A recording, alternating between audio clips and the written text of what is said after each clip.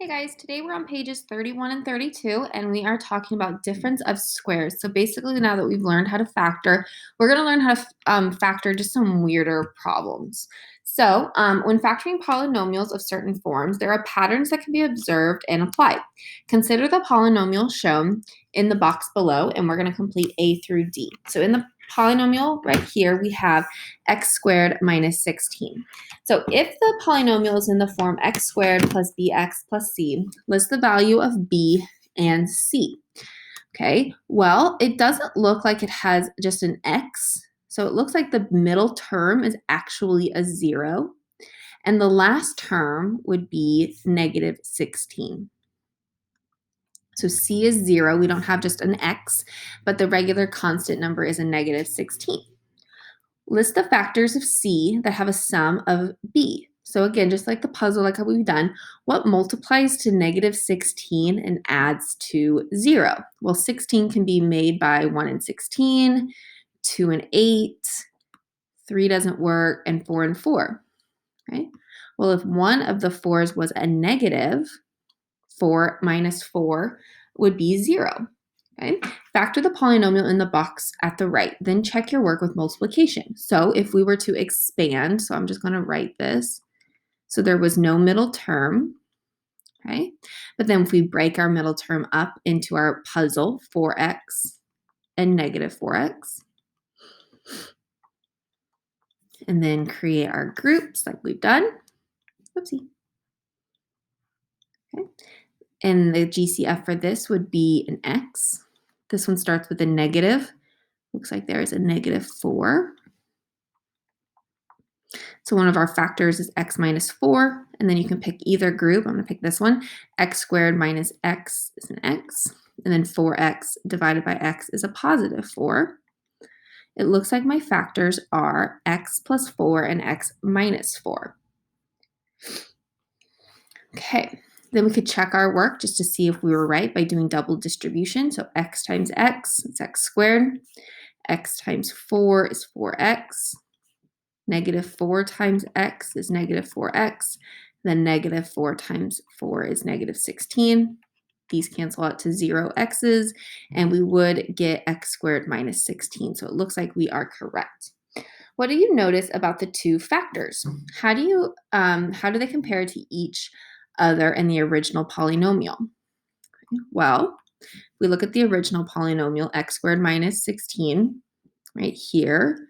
It looks like it's the same number. One was subtraction and one was addition, okay? And it looks like 4 times 4 is 16. So I notice that the square root of 16 is 4, okay? And one is plus 4 and the other one is subtraction 4. Okay, so this concept is called difference of squares. So we've done this when I give you a problem like this and we've had to simplify it. And now we're going to talk about, okay, what happens when we get a problem like originally this one and we actually want to factor it. So a difference of squares refers to a polynomial in the form of a squared minus b squared, or a square value, like we're squaring something, subtracted from another square value. So difference of squares, having one square subtracted from another square. If a polynomial begins as a difference of two squares, so like a squared minus b squared, we know its factors are, just like how we did this one, we kind of took the square root, and one would be addition and one would be subtraction.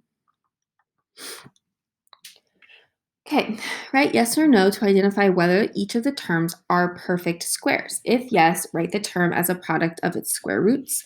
The first term has been done for you as an example.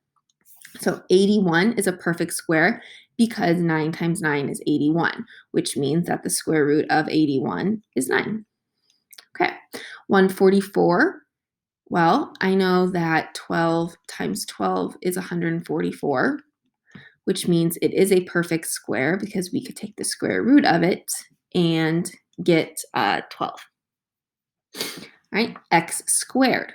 Well, I know that x times x is x squared, which means if I were to take the square root of it, x squared, the square root of x squared would just be x. So this is also a perfect square. Okay, 9x to the third. Well, I feel good with 9. I know 3 times 3 is 9. So that's a perfect square. But x to the third is x times x times x. So it doesn't really seem like that's a perfect square. Okay. Then we have 4x to the fourth. Well, 2 times 2 is 4. And then x squared times itself would be x to the fourth. So it seems like if I were to take the square root of 4x to the 4, the square root of 4 is 2, and the square root of x to the fourth is x to the second. So this also seems to be a perfect square. Okay. Now, again, I'm going to show you guys multiple ways to do this. You might like the trick way, but again, if you want a way that always works, I'll also show you that. Okay, so we have x squared minus 49. So the first thing is I notice that there is no middle term. All I have is a square and a constant. So then I'm going to check its square roots. I know that the square root of x squared is x. And the square root of 49, I know 7 times 7 is 49. So this is a difference of two squares. So I could just write x plus 7 and x minus 7. Okay. For the next one, okay, 4b squared minus 25. Okay. Well, if I take the square root of 4, I get 2. The square root of b squared is b. And I know that the square root of 25 is 5. So these are perfect squares, and we're subtracting them. So we get 2b plus 5 and 2b minus 5. Okay. And then this last one, 36m to the fourth minus 1. Okay, so the square, again, I'm doing this because I noticed that there's only two things, so I'm just checking that off my list. The square root of 36 is 6. The square root of m to the fourth is m to the second. And then the square root of 1 is 1. So this is a difference of squares. And I get 6m squared plus 1 and 6m squared minus 1.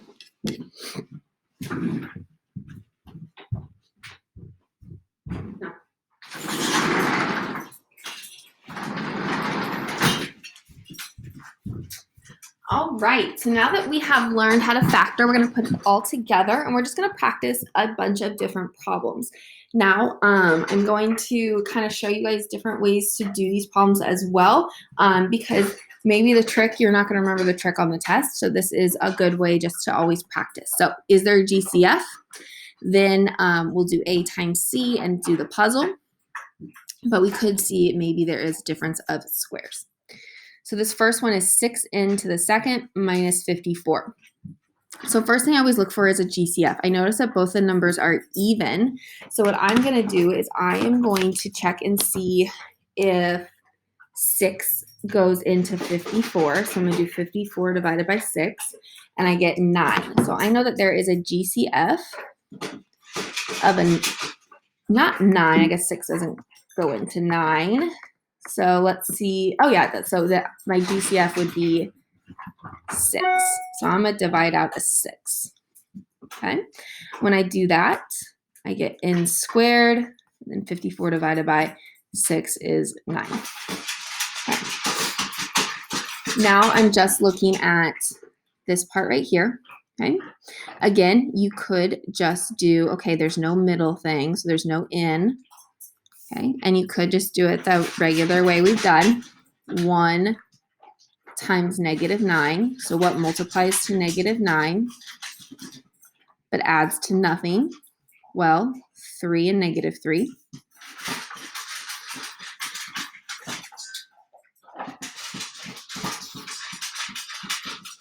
And then you could do your groups. There looks like there's an n in both of these. There's a negative 3. So we have n minus 3 as my first factor, and then I'm going to use this group to divide it out. N squared divided by n. 3n divided by n is positive 3. And then I have that GCF at the beginning with 6. So even if you don't remember the trick with a perfect square, you could still do it the way we know how to factor, okay? If you see that the square root, Arla! You see that this is a perfect square and this is a perfect square, you could go directly to this if you feel like you're confident with that. Okay, number 5, 3c squared minus 12. First, I look for a GCF.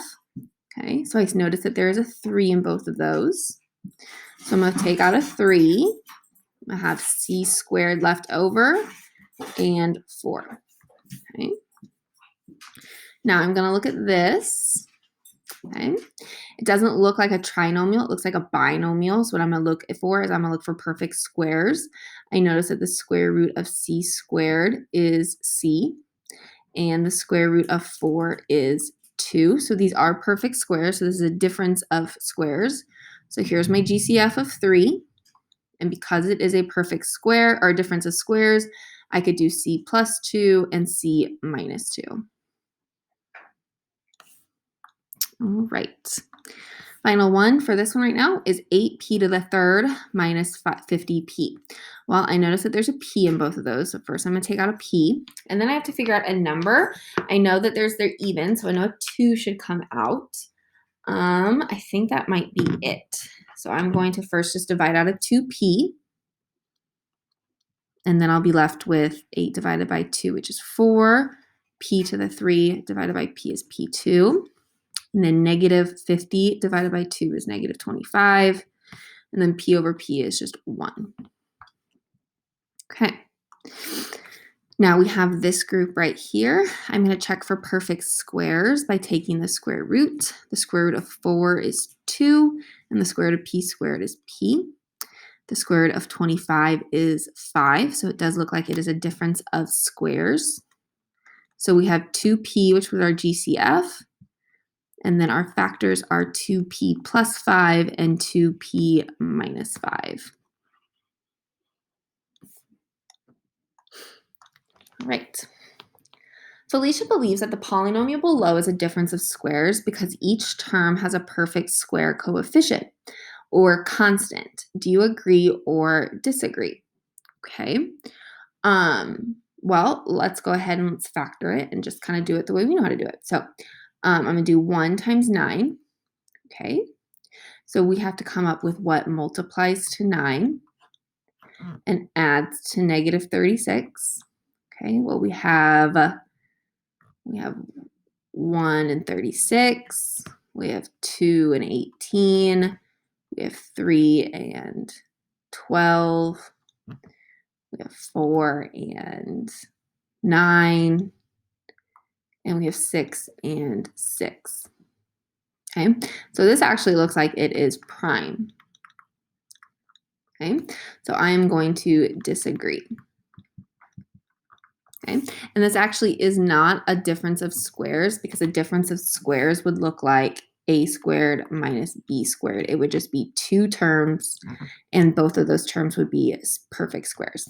Can this polynomial be factored? No, because nothing multiplies to 9 and has a sum of negative 36. Okay. Use your knowledge of factoring to answer A and B.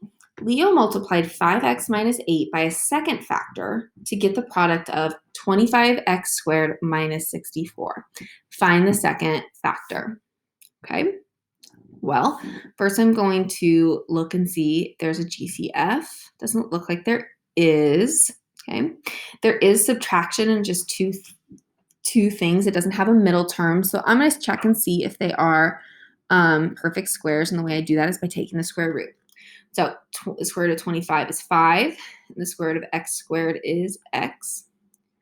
The square root of 64 is 8. So it looks like these are difference of squares. So one term should be 5x plus 8. The other term should be 5x minus 8.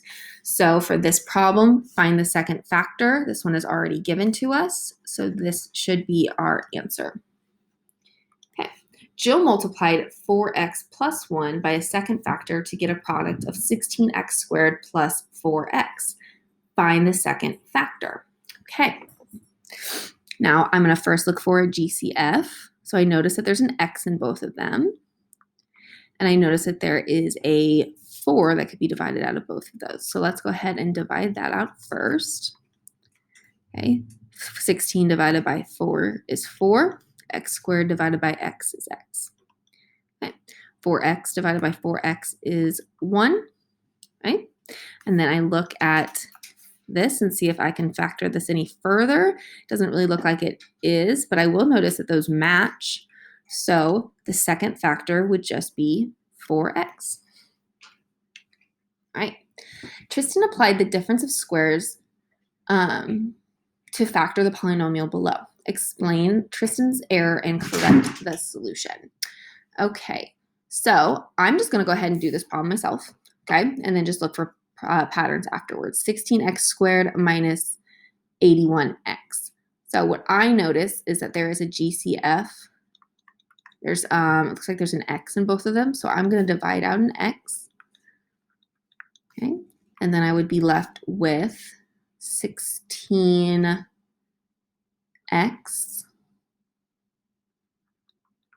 minus, is that 81? Okay. And then I ask myself, can I factor this? Is there anything I can divide out to make this? 16 is 4 times 4. 81 is 9 times 9. So there's not a 4 in it. So it looks like this is actually the answer. Okay. What I think happened was they saw a perfect square right here, but didn't just assume that this was a perfect square. And 81x is not a perfect square.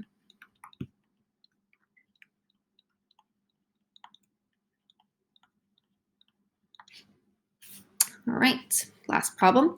The kids' pool in Ben's neighborhood is rectangular shaped and covers an area that is represented by 169x squared minus 64 square units. Write an expression to represent the dimensions of the pool. So it's asking how long is it on each side. So basically we're asking us to factor, okay? So these are some really big numbers. So I'm going to look for perfect squares first. So I'm going to take the square root of 169. So I think 13 times 13 is 169. And then the square root of x squared is x. Okay. And then the square root of 64 is 8. So it looks like these are a difference of squares. So I'm going to do one as 13x plus 8 and one as 13x minus 8. All right, for today, there is just a little bit of delta math just to make sure you feel confident with this so then next week we can move on.